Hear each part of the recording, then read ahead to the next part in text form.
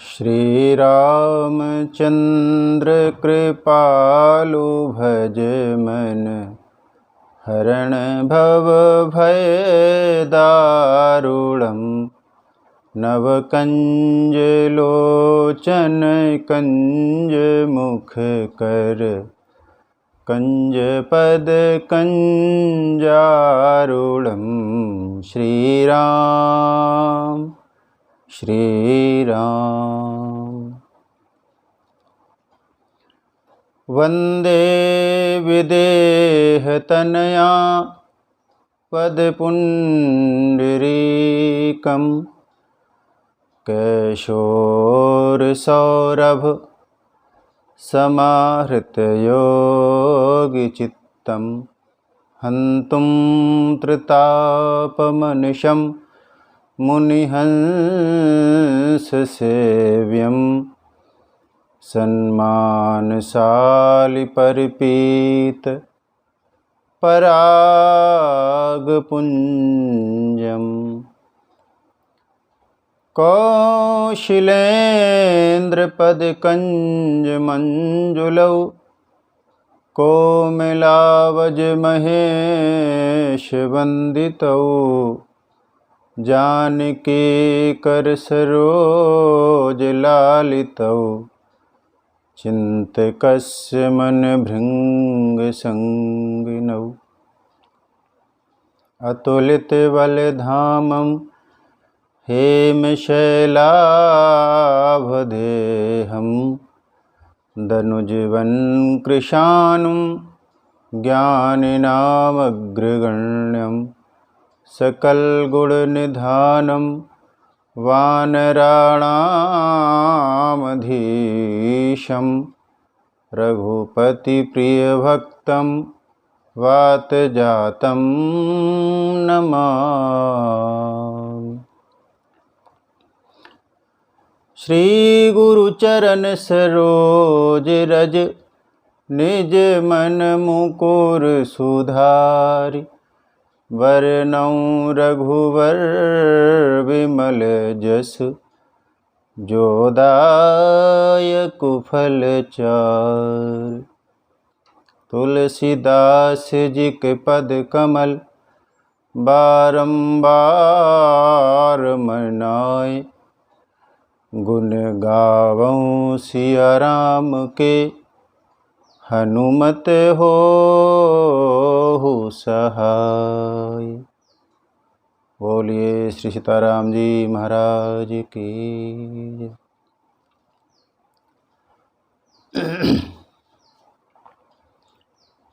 राम कहानी सुनो रे राम कहानी। राम कहानी सुनो रे राम कहानी। कहत सुनत आए अखियों में पानी। राम कहानी सुनो रे राम कहानी। राम कहानी सुनो रे राम कहानी। दशरथ जी के राज दुलारे, कौशल्या की आँख के तारे। दशरथ जी के राज दुलारे, कौशल्या की आँख के तारे। बे सूर्यवंश के सूरज, बे रघुकुल के उजियारे। राजीव नयन बोले मधु भरी वाणी। राम कहानी सुनो रे राम कहानी। राम कहानी सुनो रे राम कहानी। बोलिए श्री सीताराम जी महाराज की जय। हनुमान जी महाराज की जय। गोस्वामी तुलसीदास जी महाराज की जय।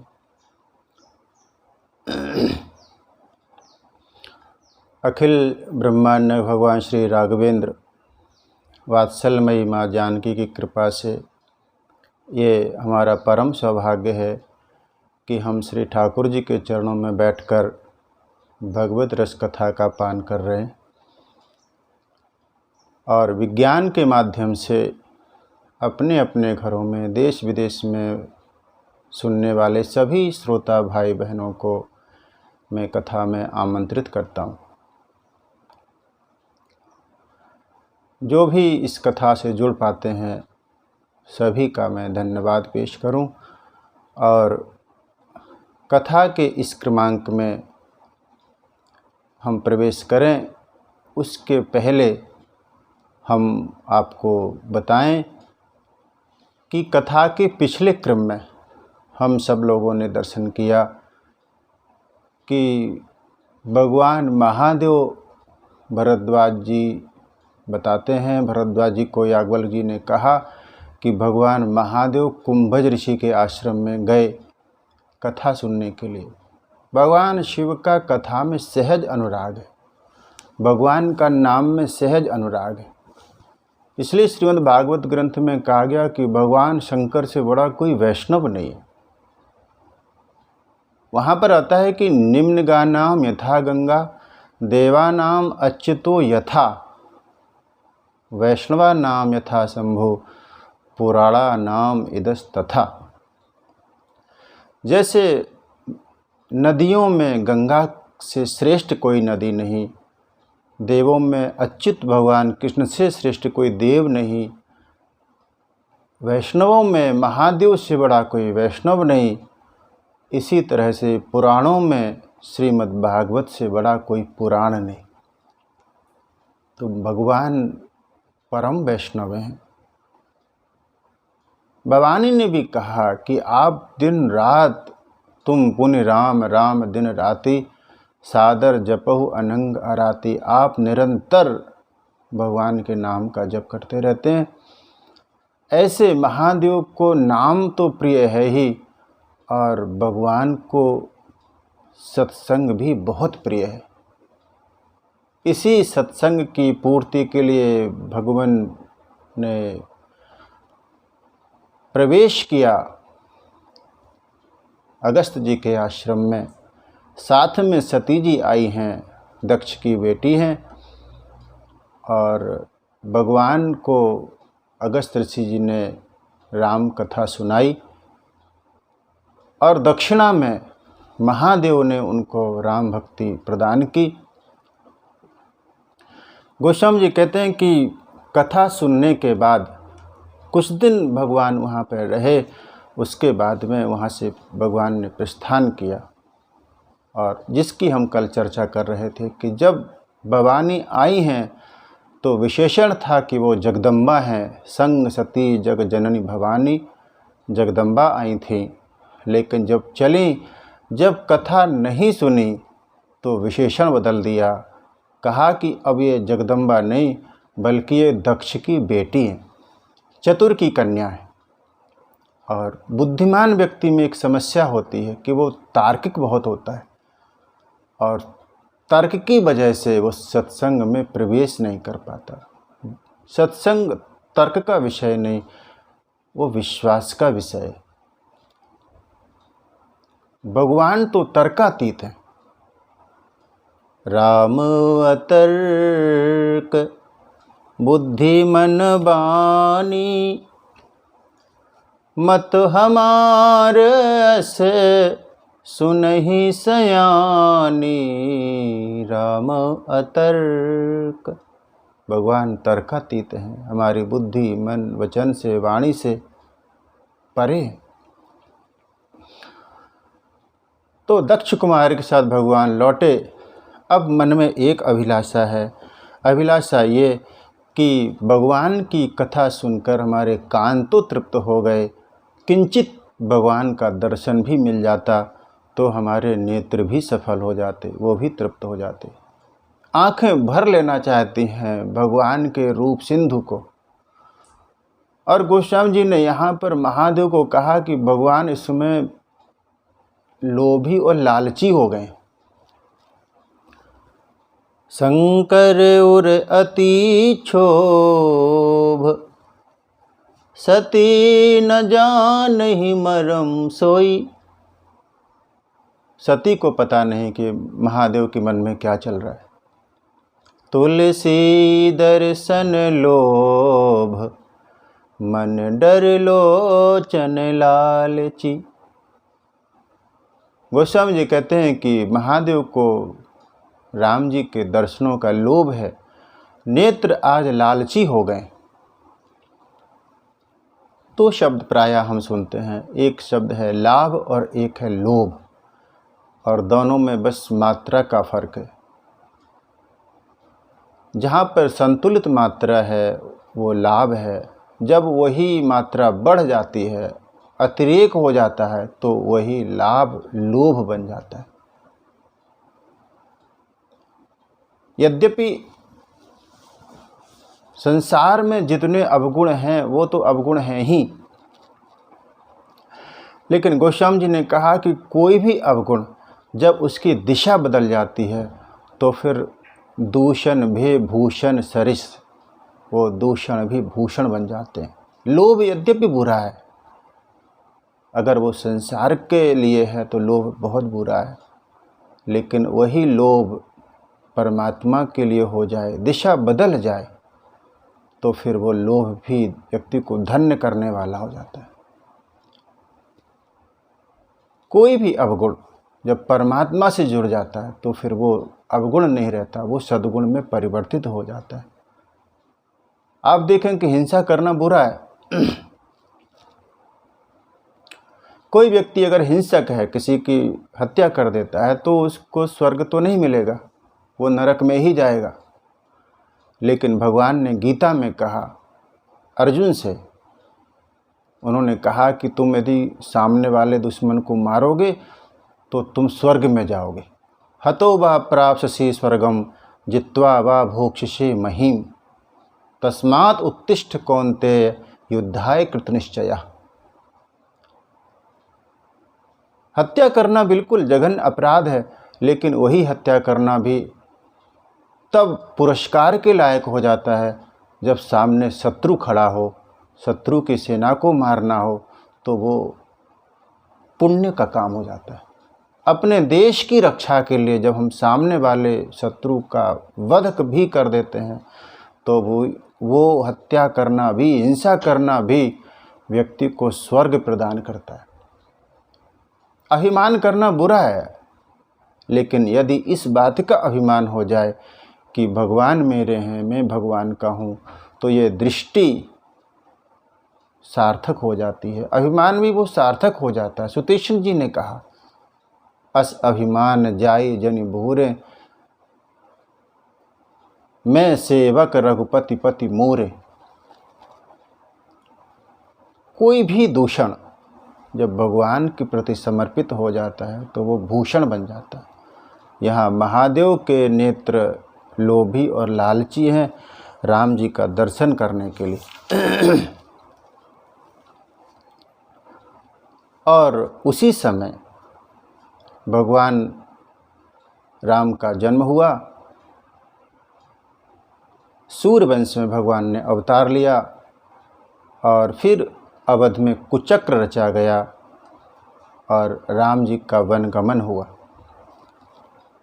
दूसरी तरफ रावण का भी अवतार हुआ, और जब रावण का अवतार हुआ तो उसने तप किया, और तप करने के बाद तप के फल में भगवान महादेव और ब्रह्मा जी पधारे वरदान देने के लिए।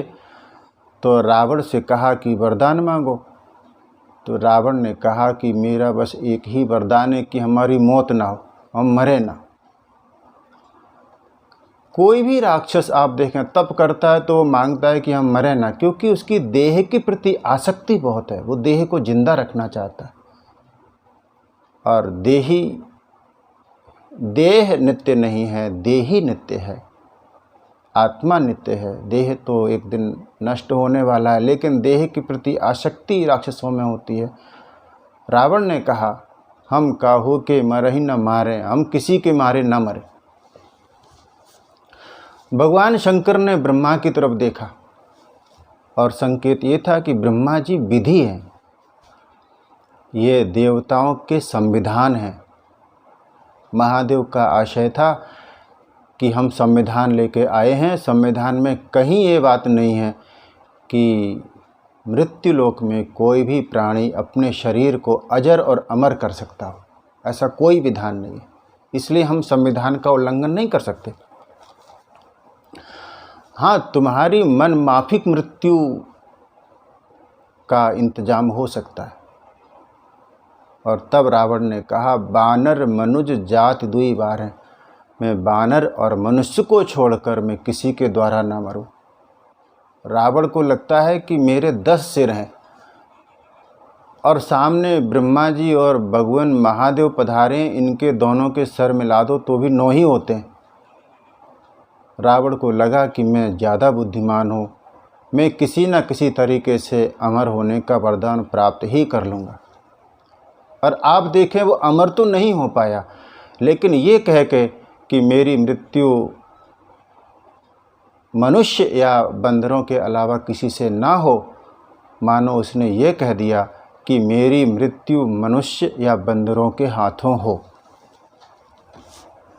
और यहाँ पर गोस्वामी जी ने लिखा कि भगवान महादेव ने वरदान दिया तो रावण को मृत्यु का वरदान दिया। रावण मनुज मरण कर जाचा, प्रभु विधि बचन कीन चह साचा। रावण ने मनुष्य के हाथों मौत मांग ली। एक दर्शन हम महाभारत में भी करते हैं, जहाँ पर गांधारी दुर्योधन को बचाने का प्रयास करती है।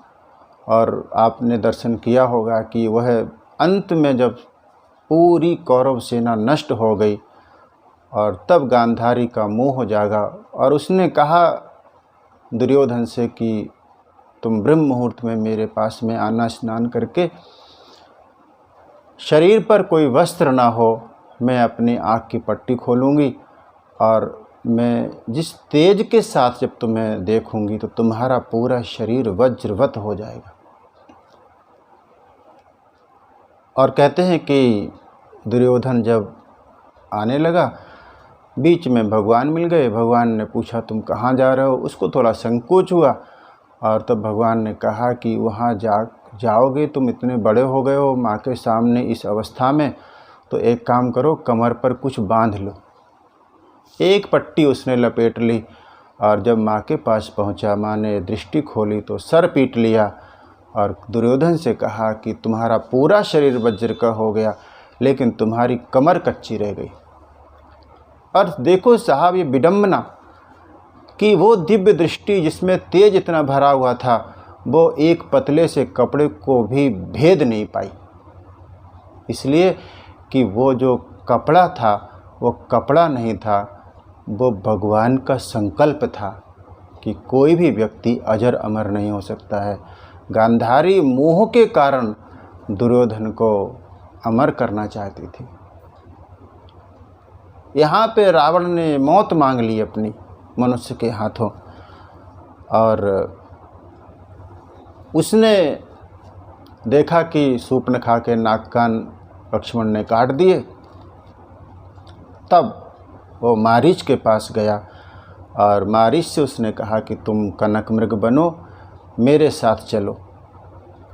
वो कनक मृग को लेके पहुंचा पंचवटी में और वहाँ पर भगवान को लेके स्वर्ण मृग तो चला गया जंगल में, लक्ष्मण जी भी पीछे पीछे चले गए, सीता जी अकेली थी, रावण ने उनका हरण कर लिया। गोस्वामी जी ने पंक्ति लिखी, करी छले मूढ़ हरि बेदेही, प्रभु प्रभाऊ तस विदित न तेहि, कर छले मूढ़। रावण को गोस्वामी जी ने मूढ़ कहा। क्यों मूढ़? मूढ़ इसलिए क्योंकि उसने हरण किसका किया? वैदेही, उसका हरण किया जिसके पास देह ही नहीं है। भगवान राम से किसी ने कहा कि रावण हरण करने आ रहा था, तो आपने नकली सीता वहाँ पर क्यों बिठा दी? भगवान ने कहा कि मेरा वाक्य यही है, ये यथा माम प्रपद्यन्ते तांस तथैव भजाम्यहम् मम वर्तमान वर्तन्ते मनुष्य पार्थ सर्वशः। जो मुझे जिस भाव से भजता है मैं उसको उसी भाव से प्राप्त हो जाता हूँ। रावण मेरे पास नकली मृग लेके आया, इसलिए हमने उसको नकली सीता दे दी। वो माया मृग लेके आया, मैंने उसके साथ में माया सीता भेज दी। जो मुझे जिस भाव से भजता है मैं उसको उसी भाव से प्राप्त होता हूँ। और फिर भगवान वहाँ से लौटे मारीच का वध करके, और देखा कि आश्रम में सीता नहीं है, तब भगवान विलाप करने लगे। विरह विकल नर यव, मनुष्य की तरह। गोस्वामी जी ने एक पंक्ति बड़ी प्यारी लिखी, आपने बहुधा सुना होगा। जब हम सब इस बात को कहते हैं, संतों से सुना होगा कि श्री सीताराम जी का नित्य संयोग होता है। नित्य संयोग है, वो कभी अलग नहीं हो सकते। श्री राधा गोविंद का नित्य संयोग है, वो कभी जुदा नहीं होते। लेकिन गोस्वामी जी ने कहा कि यदि मैं ये कहूँ उनका कभी वियोग नहीं होता, तो मैं ये भी कहता हूँ कि उनका कभी संयोग भी नहीं होता। क्योंकि वियोग होने के लिए भी दो चाहिए और संयोग होने के लिए भी दो चाहिए।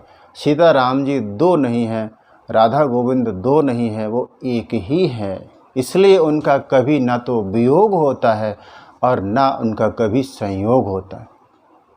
कबहू जोग वियोग न जाके, कभी योग और वियोग नहीं होता है। ऐसे परमात्मा में भी हमने प्रकट दुख देखा, सीता के वियोग में मानव लीला थी। देखा प्रगट विरहे दुख ताके, भगवान विरह में जा रहे हैं। सीता जी का हरण हो चुका है, लक्ष्मण जी भगवान को समझा रहे हैं, और दूसरी तरफ महादेव सती के साथ में सत्संग करने के बाद लौट रहे हैं। मन में अभिलाषा है कि भगवान का दर्शन हो, और उस आकाश मार्ग में भगवान शिव हैं, और नीचे दृष्टि गई तो शंभु समय तेहि राम ही देखा, भगवान ने राम को देखा। राम जी उस समय विरह विकल हैं, सीता जी के वियोग में भगवान दुखी हैं, रो रहे हैं। लता पताओं से पता पूछ रहे हैं सीता जी का, लक्ष्मण जी उनको समझाते हैं, भगवान रो रहे हैं। और महादेव ने आकाश मार्ग से देखा राम जी को, रोते हुए राम को देखा। और मैं आपको कहूँ कि किसी व्यक्ति ने मुझे पूछा कि भगवान का सबसे सुंदर रूप कौन सा, तब मैंने यही कहा कि भगवान का कोई रूप सुंदर नहीं है। जो रूप आपको सबसे ज़्यादा प्यारा लगता हो वही रूप भगवान का सबसे सुंदर है। भगवान अनंत रूपों में है, लेकिन हमें कौन सा रूप प्रिय है? भगवान का वही रूप हमारे लिए परम सौंदर्यवान होता है, नहीं तो वो अरूप है, उनका कोई रूप ही नहीं। और महादेव ने देखा, लेकिन महादेव जानते हैं कि राम जी कौन है। वो जानते हैं कि ये सतचित आनंद के घन हैं, इनमें जो पीड़ा और विरह दिख रहा है वो यथार्थ नहीं है। और इसलिए राम को रोते हुए देख के भगवान शंकर रोए नहीं, भगवान शंकर को हर्ष हुआ। शंभु समय तेहि राम ही देखा, उपजाहि अति हर्ष विशेषा, बहुत हर्ष हुआ। लेकिन भगवान महादेव पास में नहीं गए प्रणाम करने के लिए, बस दूर से ही उस छवि सिंधु को पी गए।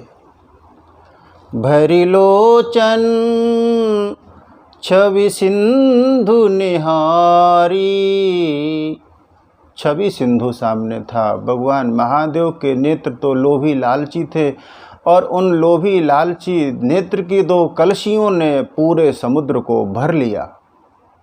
आंखें डबडबा गईं, वो रूप सिंधु समा गया।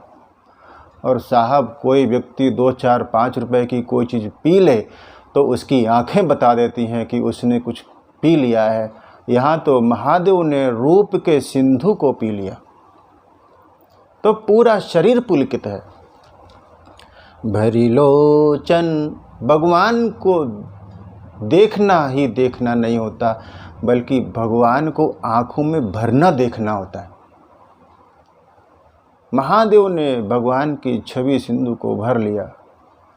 भरी लोचन छवि सिंधु निहारी, कुसमय जान न कीन्ह चिन्हारी।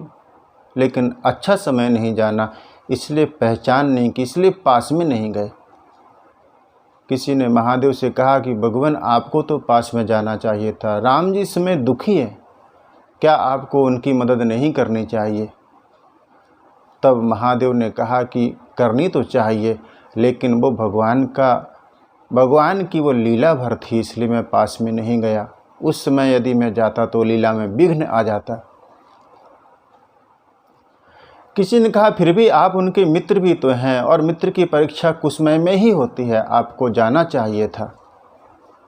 धीरज धर्म मित्र अरु नारी, आपद काल परखिहें चारी, आपको जाना चाहिए।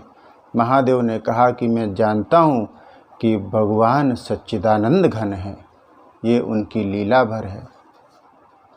और कहा कि कुसमय ये मैं इसलिए भी नहीं गया, मैं ज़रूर जाता, मैं उनकी मदद भी करता, लेकिन मैं इसलिए नहीं गया क्योंकि भगवान के दुख का कारण मैं ही था। सुनने वाले को तो आश्चर्य हुआ कि आप दुख के कारण कैसे, वो तो रावण ने हरण किया। महादेव ने कहा कि रावण किसका चेला है? रावण हमारा ही तो चेला है। मैं यदि जाता तो किस मुंह से जाता भगवान के पास में, क्योंकि मेरे चेले ने ही उनको दुख पहुंचाया था। इसलिए कुसमय जान न कीन्ह चिन्हारी, इसलिए महादेव नहीं गए। दूर से ही भगवान की जय जयकार की, हे सच्चिदानंद घन आपकी जय हो। जय सच्चिदानंद जग पावन, अस कही चले मनोज न सावन। जय हे सच्चिदानंद घन आपकी जय हो, हे सच्चिद आनंद आपकी जय हो। संग में सती हैं। सती ने सुना कि इन्होंने सच्चिदानंद घन किसको कहा। देखा तो नीचे 2 राजकुमार हैं, दोनों रो रहे हैं, बिलख रहे हैं। और सती ने अनुमान किया कि क्या ये सच्चिदानंद घन हो सकते हैं। तो सती ने अपने मन में तर्क वितर्क किया। सती जी ने सोचा कि सत्य का मतलब है जो कल भी था, आज भी है, कल भी रहेगा, जिसके सामने कोई भी चीज़ छिपी नहीं रहती, वो सत्य है, परमात्मा ही सत्य है। और यदि ये सत्य होते तो क्या ये झूठे मृग के पीछे दौड़ते? इसका मतलब है कि ये सत्य तो नहीं। कहा कि ये चित्त भी नहीं है, प्रकाश स्वरूप भी नहीं है। प्रकाश स्वरूप होते तो इस तरह ये मनुष्यों की तरह विलाप नहीं करते। आनंद स्वरूप होते तो ये इस तरह रोते नहीं। किसी भी तरह से ये सच्चिदानंद घन तो मुझे दिखाई नहीं देते। और भगवान महादेव से कहा कि आपने इनको सच्चिदानंद क्यों कहा? भगवान ने कहा ये सत्य इसलिए हैं क्योंकि इन्होंने असत्य का वध कर दिया, इसलिए सत्य हैं। ये प्रकाश स्वरूप इसलिए है क्योंकि अंधकार स्वरूप राक्षस मारा गया, इसलिए चित्त हैं। और कहा ये आनंद स्वरूप इसलिए हैं क्योंकि कोई भी अभिनेता तभी कुशल अभिनेता होता है जब वो अपने अभिनय में इस तरह घुल गया हो कि सामने वाला भी उसके अभिनय में शामिल हो जाए। भगवान ने इतना अच्छा रुदन किया कि भये चराचर जीव दुखारी, पूरी सृष्टि दुखी हो गई। ये भगवान का कुशल अभिनय था, नहीं तो भगवान आनंदमय है, भगवान का आनंदमय स्वरूप है। महादेव ने कहा, जय सच्चिदानंद जग पावन, अस कही चलो मनोज न सावन। भगवान चले मनोज न सावन, और सती जी साथ में हैं। सती ने भगवान शिव को देखा तो वो जो छवि सिंधु महादेव ने पी रखा है वो पूरे शरीर से प्रस्फुटित हो रहा है। पुनि पुनि पुलकत कृपा निकेता, बार बार वो पुलकावली आ जाती है और महादेवी को समझ में नहीं आ रहा है कि सच क्या है। सामने जो दिख रहे हैं वो मुझे परमात्मा दिखाई नहीं देते, लेकिन भगवान शंकर भी झूठ नहीं हो सकते। उनके मन में संदेह पैदा हुआ भगवान की दशा देखकर, भगवान को पुलकित देखकर। सती सो दशा शंभु कै देखी, उर उपजा संदेह विशेषी। संदेह जन्म हुआ। और गोस्वामी जी कहते हैं कि भगवान की कथा हाथ की सुंदर ताली है, और इस कथा रूपी ताली के बजने से संशय और संदेह रूपी पक्षी उड़ जाते हैं। राम कथा सुंदर कर तारी, संशय विहग उड़ावन हारी। संशय रूपी पक्षियों को उड़ाने वाले भगवान की कथा है। सती जी ने भगवान की कथा सुनी नहीं है, इसलिए मन में संदेह है। और संदेह किस बात को लेके? उन्होंने विचार किया, शंकर जगत वंद जगदीसा, सुर नर मुनि सब नावत सीसा। महादेव जगत वंद हैं, सुर नर मुनि सभी उनके चरणों में प्रणाम करते हैं। जगदीश हैं, सर्वज्ञ हैं महादेव, उनसे कोई भी बात छुपी नहीं है। तो ऐसे परमात्मा झूठ भी नहीं हो सकते। उन्होंने उन दो राजकुमारों को सच्चिदानंद कहा, उनकी छवि भरकर डूब गए। अभी तक वो पुलकावली बार बार इस दिखाई दे जाती है। भगवान इतने मगन हैं। और फिर उन्होंने विचार किया कि यह सामने वाले दो जो बालक हैं वो ब्रह्म तो नहीं दिखाई देते, क्योंकि ब्रह्म के लक्षण इनमें मिलते नहीं हैं। ब्रह्म के लक्षण कुछ अलग हैं। ब्रह्म जो व्यापक विरज अज, अकल अनीह अभेद। सो की देह धरि होई नर, जाहि न जानत वेद। वो तो अकल है, कलाओं से रहता है, इच्छाओं से रहता है, वो अजन्मा है परमात्मा, वो ब्रह्म क्यों जन्म लेगा। और फिर विचार किया कि हो सकता है ब्रह्म ना हो, विष्णु ने कोई अवतार लिया हो। तो उन्होंने विचार किया कि यदि विष्णु ने अवतार लिया होता तो उनकी पत्नी का कोई क्यों हरण करेगा, कोई हरण कर ही क्यों पाएगा। किसी भी पत्नी के हरण के पीछे या किसी पत्नी के दूर होने के पीछे सती ने अनुमान किया 3 कारण हो सकते हैं। पहला कारण ये कि पति अज्ञानी हो, मूर्ख हो, तो हो सकता है कि पत्नी उससे अलग हो जाए। दूसरा ये कि पति बहुत निर्धन हो, तो उस प्रसंग में भी पत्नी हो सकता है कि पति से अलग हो जाए।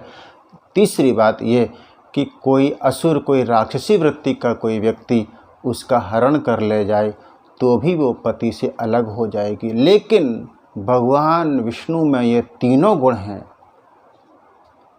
ज्ञान धाम श्रीपति असुरारी, भगवान तो ज्ञान के धाम हैं, भगवान तो लक्ष्मीपति हैं, वो कभी निर्धन भी नहीं हो सकते।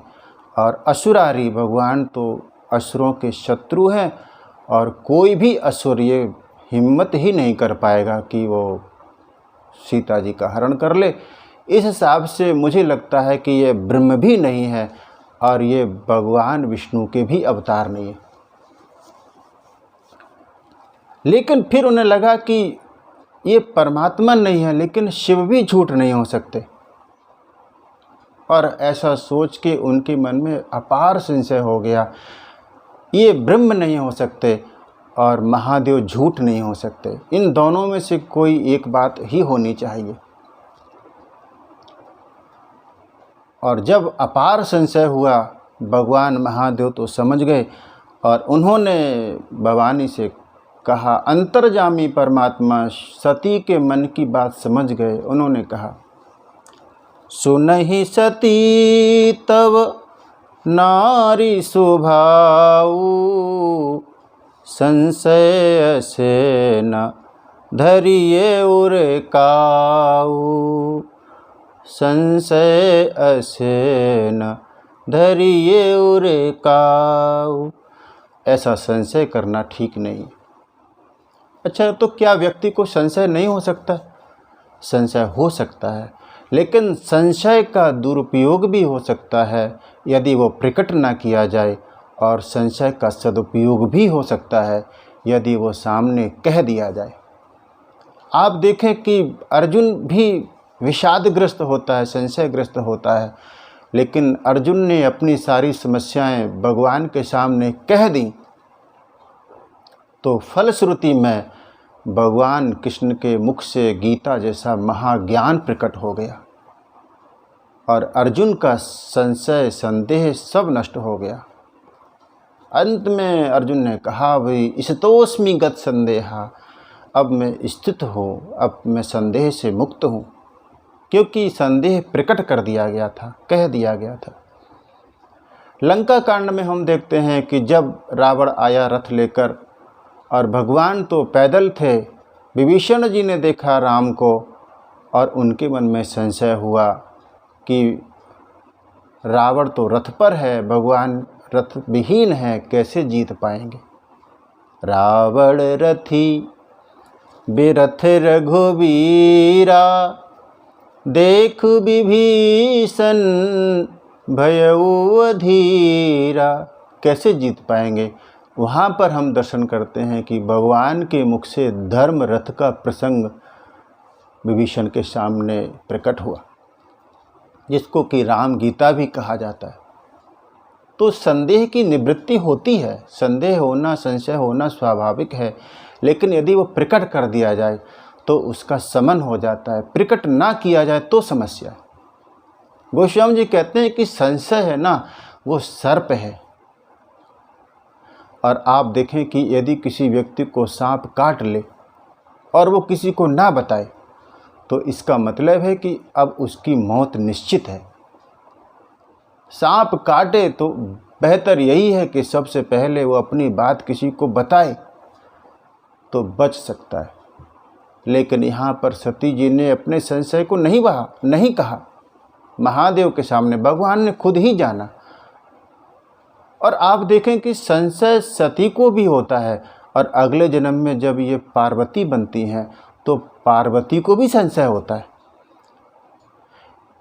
लेकिन दोनों में अंतर यही है कि सती अपने संशय को प्रकट नहीं करती हैं, कहती नहीं हैं, लेकिन पार्वती जी ने भगवान शिव से कहा, अजहूँ कछु संसौ मन मोरे, करहु कृपा बिनवऊँ कर जोरे।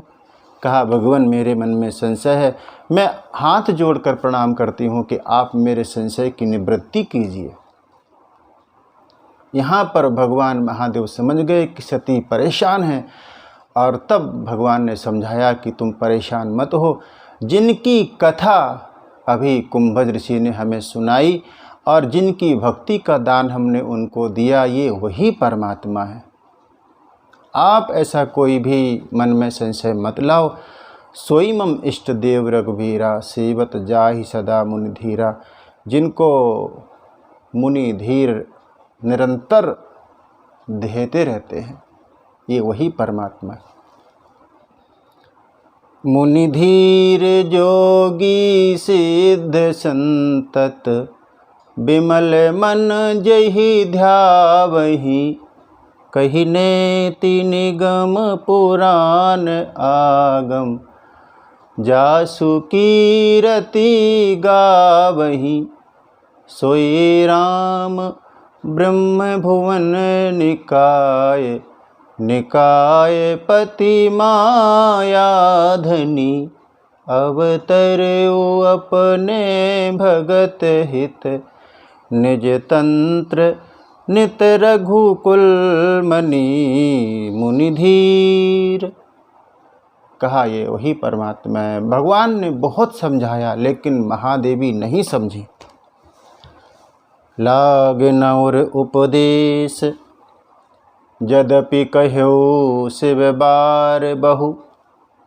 बोले बिहसि महेश, हरि माया बल जान जिए। बहुत समझाने का प्रयास किया और मैं आपको कहूँ कि सुधरता वही है जो सुधरना चाहता है, समझता वही है जो समझना चाहता है। जो समझना ही नहीं चाहता उसे आप कितना भी समझाओ वो नहीं समझेगा। और हमारे बार बार कहने पर यदि कोई नहीं समझता है तो ये समझाने वाले को समझ जाना चाहिए कि अब ये सामने वाला नहीं समझेगा। जब तक व्यक्ति खुद स्वयं को नहीं समझाता है तब तक वो सफल नहीं हो पाता। भगवान ने प्रयास किया लेकिन सती जी नहीं समझी। भगवान तो बल्कि त्रिभुवन गुरु हैं, लेकिन महादेवी ने त्रिभुवन गुरु की बात को नहीं समझा और तब भगवान झुंझलाए और कहा कि तुम इनको यदि परमात्मा नहीं मानती और फिर भी तुम्हारे मन में कोई संदेह है तो फिर झुंझला कर भगवान ने कहा, जो तुम्हारे मन अति संदेह हो, यदि तुम्हारे मन में अत्यंत संदेह है और उसकी निवृत्ति ही चाहिए तो एक काम करो, तो किने जाई परीक्षा ले हो। तो तुम जाके परीक्षा क्यों नहीं लेती? अगर तुम्हें संदेह की निवृत्ति करनी है, मेरे वचनों पर भरोसा नहीं है, तो फिर एक ही उपाय है कि तुम उनकी परीक्षा कर लो। ये भगवान की झुंझलाहट थी, भगवान का आवेश था, लेकिन सती ने महादेव के आवेश को आदेश मान लिया कि अब तो भगवान शंकर ने आदेश ही कर दिया तो फिर मैं अब तो जा सकती हूँ उनकी परीक्षा लेने के लिए। और मैं आपको कहूँ कि परमात्मा तर्क का विषय नहीं है, परमात्मा परीक्षा का विषय नहीं है। आप देखें कि भगवान को शूर्पणखा भी देखती है और भगवान को रावण भी देखता है, भगवान को सती भी देखती हैं, भगवान को महादेव भी देखते हैं। लेकिन जब शूर्पणखा देखती है तो राम जी को वो वासना की दृष्टि से देखती है। भगवान वासना का विषय नहीं, भगवान उपासना का विषय है। राम जी को रावण भी देखता है, लेकिन रावण मूर्तिमान मोह है। विनय पत्रिका में गोस्वामी जी कहते हैं, मोह दसमौल तद्भ्रात अहंकार पाकार्जित काम विश्राम हारी। ये दशानन साक्षात मोह है। और मोह कैसा? मोह, गोस्वामी जी ने मोह के बारे में लिखा कि मोह एक ऐसा दुर्गुण है जो अच्छे अच्छों को अंधा कर देता है। मोह न अंध कीन कही केही, ऐसा कौन जग में है जिसको मोह ने अंधा ना कर दिया हो। रावण मोह में अंधा है और मोही व्यक्ति, मोह में डूबा हुआ व्यक्ति भगवान का दर्शन नहीं कर सकता। रावण भगवान को देखता है लेकिन देख नहीं पाता क्योंकि उसके पास में दृष्टि नहीं है। सती भी देखती हैं लेकिन सती भगवान को तर्क की कसौटी से देखना चाहती हैं। भगवान तर्कातीत हैं, तर्क में उतरने वाले नहीं। और यहाँ पर सती जी ने सोचा कि मैं उनकी परीक्षा लूँ। और मैं बात फिर से कहूँ कि भगवान परीक्षा का विषय नहीं है। 3 शब्द बहुत महत्व के हैं। एक शब्द है समीक्षा, और एक शब्द है परीक्षा, और तीसरा शब्द है प्रतीक्षा। और मुझे लगता है कि व्यक्ति को अपना आत्मावलोकन करना चाहिए, आत्मसमीक्षा करनी चाहिए कि मैं किस स्तर पर हूँ, मैं कितने गहरे पानी में हूँ। इसकी समीक्षा निरंतर करते रहना चाहिए। और दूसरी बात, परीक्षा, कहा यह संसार है, ये परीक्षा का विषय है। यहाँ यदि आप विश्वास कर लेंगे आंख बंद करके तो पग पग पर फिर धोखा मिलेगा। आंख खोलकर परीक्षा करके आप विश्वास कीजिए। संसार परीक्षा का विषय है, लेकिन एक परमात्मा है, वो सिर्फ प्रतीक्षा का विषय है। भगवान की प्रतीक्षा होनी चाहिए। परीक्षा का विषय परमात्मा नहीं है। लेकिन उसके बाद भी भगवान राम इतने सहज हैं, इतने सरल हैं कि कोई व्यक्ति यदि ये कहता है कि भगवान मुझे आप पर भरोसा नहीं है, मैं आपकी परीक्षा लेना चाहता हूँ, तो भगवान परीक्षा दे भी देते हैं। आप किष्किंधा कांड में दर्शन करें, जब भगवान की सुग्रीव से मित्रता हुई और भगवान ने मित्रता होने के बाद पूछा कि तुम यहाँ पर क्यों, परेशान क्यों हो, उसने अपनी पूरी व्यथा सुनाई। तो भगवान ने उसको आश्वासन दिया, तुम परेशान मत हो। उसने कहा क्यों? भगवान ने कहा कि मैं कल बाली का वध कर दूंगा। सुन सुग्रीव मारी हो बाली एक ही बाण, ब्रह्म रुद्र शरणागत गए न उबरी ही प्राण। वो ब्रह्मा और शंकर की शरण में भी क्यों न चला जाए, उसके प्राण कोई नहीं बचा पाएगा। तब सुग्रीव के मन में भगवान के प्रति संशय हुआ, बल के प्रति संशय हुआ।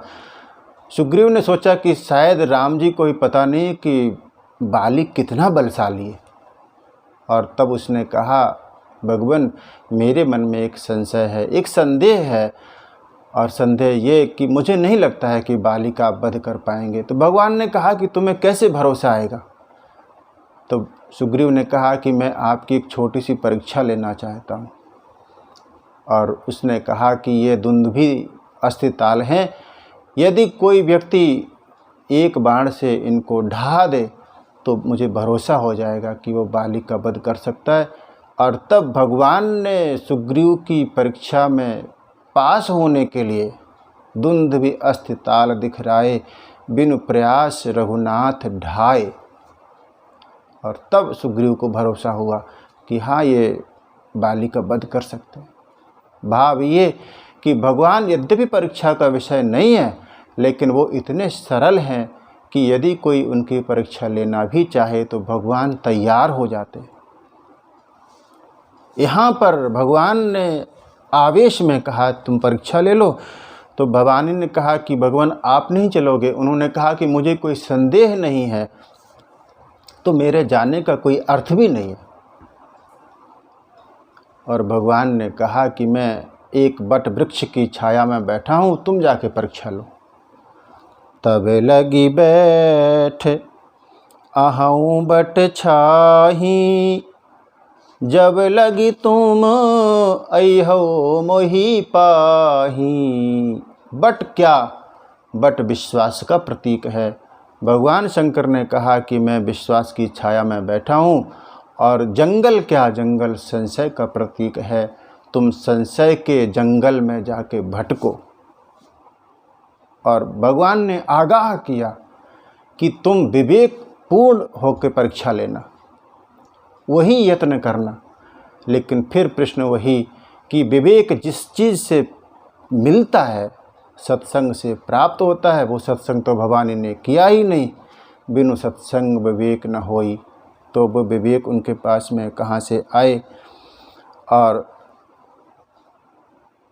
भगवान ने कहा जैसे जाई मोह भ्रम भारी, करेउ सो जतन विवेक विचारी।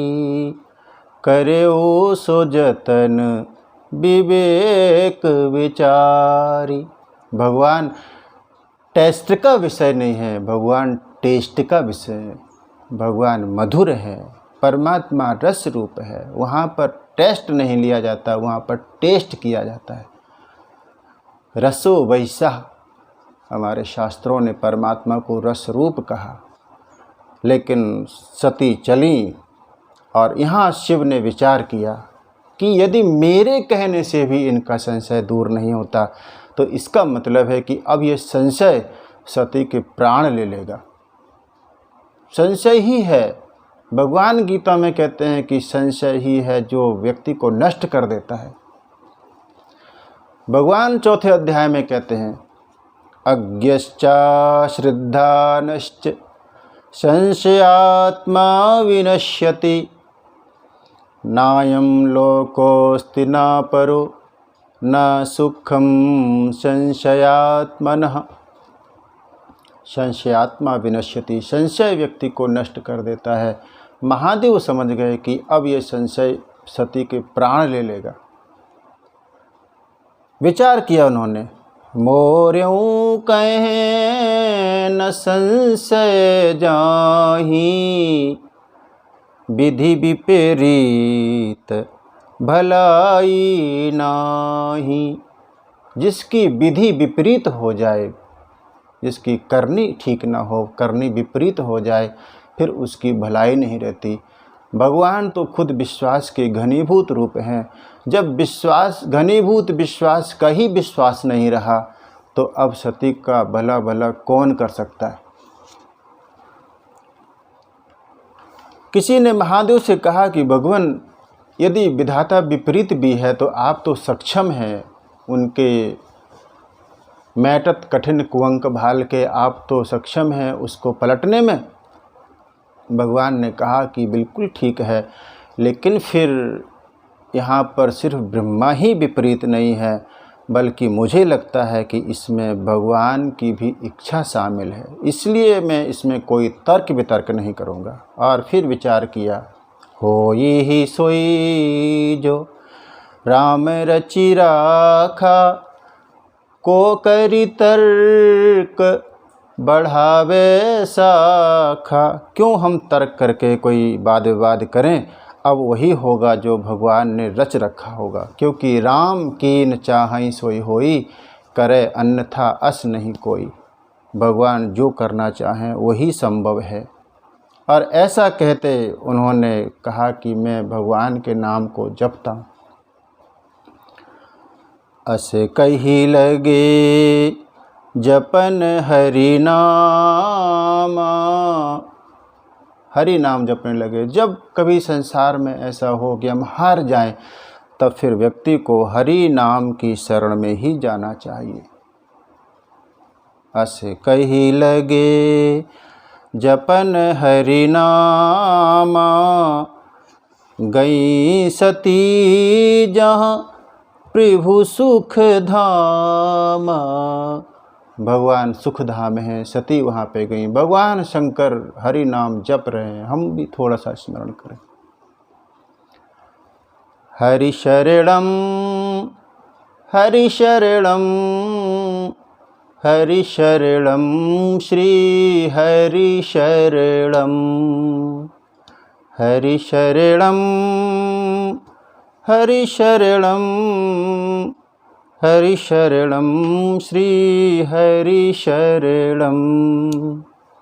गुरु शरणम गुरु शरणम गुरु शरणम श्री गुरु शरणम। हरि शरणम हरि शरणम हरि शरणम श्री हरि शरणम।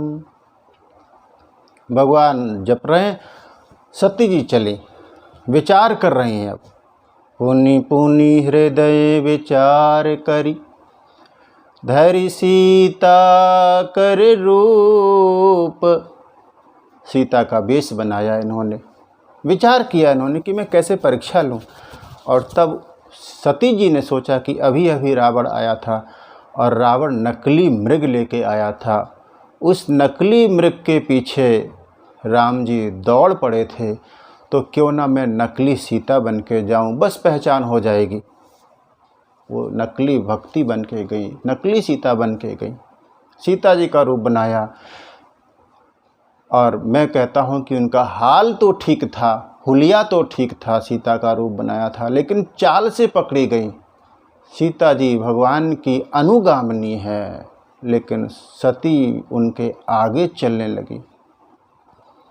आगे हुई चली पंथ तेहि, जेहि आवत नर भूप।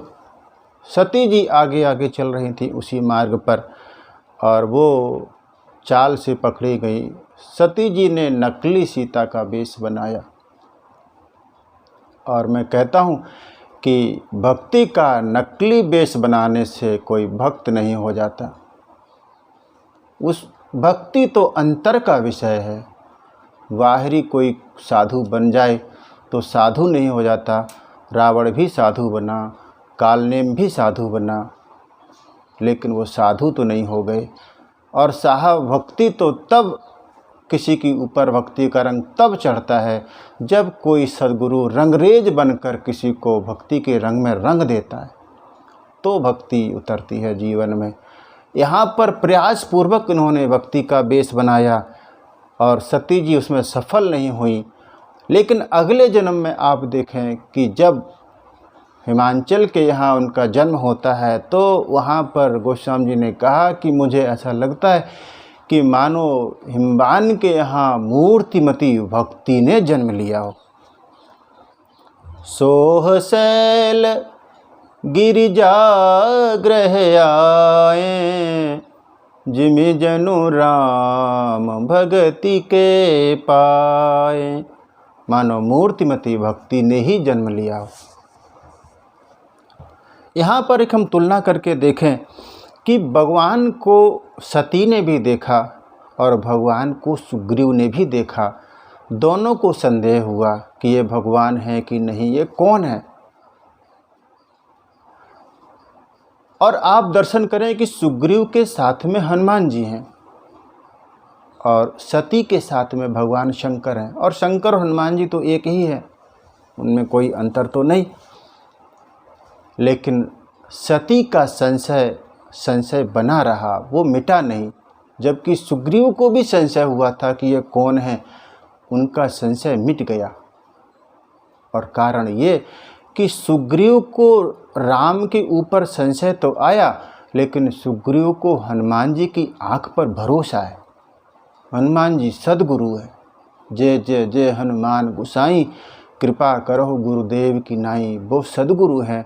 सुग्रीव का संशय इसलिए मिट पाया क्योंकि सुग्रीव को भरोसा है हनुमान जी की आँख पर, सद्गुरु की आँख पर भरोसा है, तो परमात्मा का दर्शन हो गया। लेकिन सती के साथ में भी गुरु हैं। भगवान महादेव के लिए भी गोस्वामी जी कहते हैं, तुम त्रिभुवन गुरु वेद बखाना। त्रिभुवन गुरु हैं, लेकिन सती को त्रिभुवन गुरु की आँख पर भरोसा नहीं, और इसलिए उनका संशय मिटा नहीं। सीता जी का रूप बनाया, विचार भी किया, पुनि पुनि हृदय विचार करि, धरि सीता कर रूप। सीता का रूप बनाया। विवेक, गोस्वामी जी ने कहा था कि विवेकपूर्ण होकर जाना। लेकिन मैं आपको कहूँ कि जो व्यक्ति सद्गुरु का साथ छोड़ देता है, फिर विवेक उस व्यक्ति का साथ छोड़ देता है। फिर विवेक रहा कहाँ। सद्गुरु की कृपा से विवेक प्राप्त होता है शिष्य को। और यहाँ पर सती जी तो उनको छोड़ के आई हैं, तो विवेक तो रहा नहीं। सीता का वेश बनाया और आगे आगे चलने लगी। लक्ष्मण जी ने पहले देखा। और आप दर्शन करें कि सती का नाम अभी केवल सती ही है। अगले जन्म में जब वो पार्वती बनती हैं और जब वो तप करती हैं, तब वहाँ पर उनका नाम उमा होता है। लेकिन लक्ष्मण जी ने सती को देखा तो सिर्फ सती को नहीं देखा, बल्कि सती के भविष्य को भी देख लिया कि अब इस शरीर की पूर्णाहुति होने वाली है। अब ये हिमाचल के यहाँ जन्म लेंगी और इनका नाम उमा होगा। लक्ष्मण जी ने सती को नहीं देखा। गोस्वामी ने लिखा, लक्ष्मण दीख उमा कृत वेशा। उमा के वेश को देखा, उमा को देखा। लक्ष्मण दीख उमा कृत वेशा, चकित भय भ्रम हृदय विशेषा। चकित हुए, पहचान गए कि ये तो सीता जी नहीं है, ये तो हमारी जगत जननी माँ नहीं है, ये तो सती है। और मैं आपको कहूँ कि भगवान राम जादूगर हैं, नट हैं, और लक्ष्मण जी उस जादूगर के जमूड़े हैं। और जैसे कोई जादूगर कोई जादू दिखाता है तो वो माया उसके जमूड़े को नहीं व्यापती, ऐसे ही भगवान राम नट हैं और नट के सेवक को वो माया व्यापती नहीं है। नट कृत विकट कपट खगराया, नट सेव कहीं न व्यापई माया। वो माया नहीं व्यापती। लक्ष्मण जी समझ गए। राम जी ने देखा, और राम जी कौन? कहा कि राम जी वो जिनके सामने अज्ञान ठहर ही नहीं सकता। अरे जिनका नाम लेने से अज्ञान मिट जाता हो, वहाँ पर कोई मोह संदेह संशय भ्रम कोई काम नहीं करता। सुमरत जाय मिटई अज्ञाना, सोई सर्वज्ञ राम भगवाना। वही राम भगवान है। और आप देखें कि रावण नकली मृग लेके आता है, भगवान उसके पीछे दौड़ पड़ते हैं। सीता जी नकली सती जी नकली सीता बन के आती हैं, लेकिन भगवान ने यहाँ पर अपनी सर्वज्ञता प्रकट कर दी। कारण ये कि रावण अहंकार की प्रेरणा से नकली मृग लेके आया, लेकिन सती त्रिभुवन गुरु की आज्ञा से आई हैं, और भगवान को लगा कि जो त्रिभुवन गुरु की आज्ञा से आया है उसके सामने सत्य प्रकट होना ही चाहिए, इसलिए उन्होंने कोई छुपाव नहीं किया। और सती जी आई। सती जी ने राम को देखा, सीता का वेश बनाया, और भगवान ने अपनी माया को प्रेरणा दी कि तुमने ठीक ही काम किया। और भगवान तो साहब नट नागर हैं, दोनों हाथ जोड़ के प्रणाम किया। जोरी पानी प्रभु कीन्ह प्रणामो, पिता समेत लीन्ह निज नामो। जोरी पानी, भगवान ने दोनों हाथ जोड़ के प्रणाम किया। कहा कि मैं महाराज दशरथ का पुत्र राम आपके चरणों में प्रणाम करता हूँ। और जो अगली बात कही, और सीता सती जी ने सुना तो मानो पैरों तले जमीन खिसक गई। भगवान ने कहा कि आप यहाँ अकेली कहाँ घूम रही हैं, महादेव कहाँ हैं? कहे यो बहोरी कहाँ वृष के तू, विपिन अकेली फिरहु कही है तू। यहाँ पर कहाँ आप फिर रही हैं? फिरना भटकने के संदर्भ में होता है। और साहब शब्द से व्यक्ति की महिमा बढ़ भी जाती है और शब्द से व्यक्ति की महिमा गिर भी जाती है। फिरहु, आप कहाँ भटक रही हैं? और सती जी ने सुना तो काटो तो खून नहीं वाली स्थिति हो गई। और सती जी ने सोचा कि अब मैं क्या जवाब दूं। उन्हें विचार आया कि अब मैं महादेव के पास चलूं। और तब भगवान राम ने सोचा कि तुम जिस उद्देश्य से आई थी, कम से कम वो उद्देश्य तो पूरा हो जाए। तुम मुझे जानने के लिए आई थी, तो अभी तुमने जाना कहाँ है? अभी तो मैंने तुम्हें जाना कि तुम कौन हो, तुमने तो जाना ही नहीं। जाना होता तो सती प्रणाम करके वापस जाती, अभी जाना नहीं है। तो भगवान ने सोचा कि मैं थोड़ा इनको जनाऊं। और भगवान को तभी कोई जान सकता है जिसको भगवान कुछ जनाना चाहे। सोई जानई जहि देहु जनाई। तो भगवान ने फिर अपनी माया का प्रभाव दिखाया सती को, और उसके बाद सती भगवान शंकर के पास पहुंचती हैं। कथा इसी क्रम में आगे बढ़ेगी। आगे फिर हम दर्शन करेंगे कि कैसे सती का देह त्याग होता है और वह हिमांचल के यहाँ पार्वती श्रद्धा के रूप में जन्म लेती है। कथा को आज मैं यहीं विराम दूँ, उसके पूर्व 2 मिनट के लिए भगवान के नाम का स्मरण करें। जय सिया राम, जय जय सिया राम, जय सिया राम, जय जय सिया राम। सीताराम जय सीताराम, जय सिया राम जय जय सिया राम। बोलिए श्री सीताराम जी महाराज की जय।